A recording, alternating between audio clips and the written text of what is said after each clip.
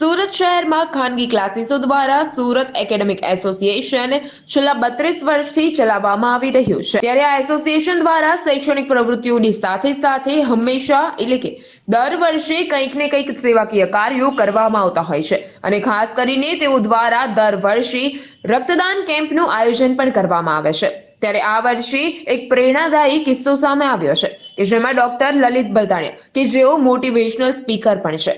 આ વર્ષે લલિત બલદાણિયા દ્વારા તેમના સમગ્ર પરિવાર સાથે રક્તદાન કરવામાં આવ્યું છે।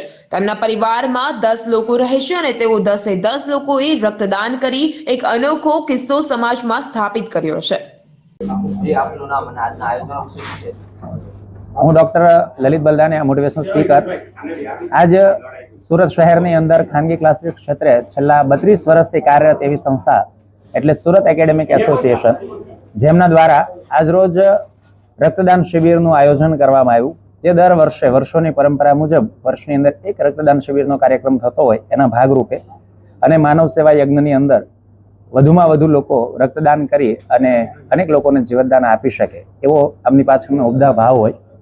આયોજન વિશે વિશેષ તો અમારા પ્રમુખ શ્રી માન્ય મુકેશભાઈ પરમાર અને મંત્રી શ્રી માન્ય પાટીલ સાહેબ ખૂબ સારી રીતે ખાનગી ક્લાસીસ સંચાલકો માત્ર શિક્ષણ જ સેવા આપે છે એટલું નથી, પણ દર વર્ષે આવી માનવ સેવાની પ્રવૃત્તિઓ છે એમાં પણ જોડાતા હોય અને અવનવી પ્રવૃત્તિઓ કરી અને સમગ્ર સુરતની અંદર બિન રાજકીય ક્ષેત્રે એક આવું સંગઠન કાર્ય કરે છે, જેમાં આજે વિશેષ કે રક્તદાન કરવા માટે તો આવીએ જ। હું અમારા એસોસિએશનનું 33મું વર્ષ અને મારું રક્તદાનનું પણ આ વર્ષે યોગાનુયોગ 33મી વખત રક્તદાન છે, પણ આ વખતે વિશેષ એક પ્રયાસ એવો કર્યો હતો।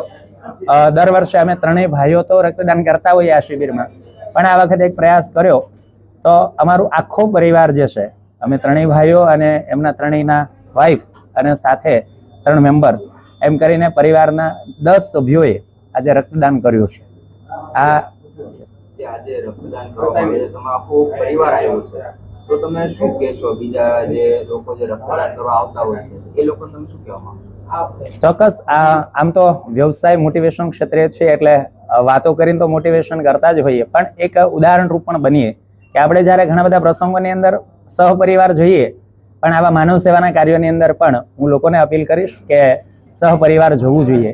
કારણ કે જ્યારે આપણે કોઈ પણ આકસ્મિક પરિસ્થિતિમાં હોઈએ ત્યારે ઘણી બધી વખત આપણે એવી માંગ કરતા હોઈએ કે પરિવાર છે, મારો પરિવાર છે, પણ આવી રીતે જો આવી પ્રવૃત્તિમાં સહપરિવાર જોડાઈએ ને તો ત્યારે સાચા અર્થની અંદર આપણે પરિવારમાં છીએ એવું એક ઉદાહરણ બને। એ માટેથી આજે આખા પરિવારે રક્તદાન કર્યું, ખૂબ આનંદ અનુભવીએ છીએ અને ખૂબ ખુશીનો માહોલ છે।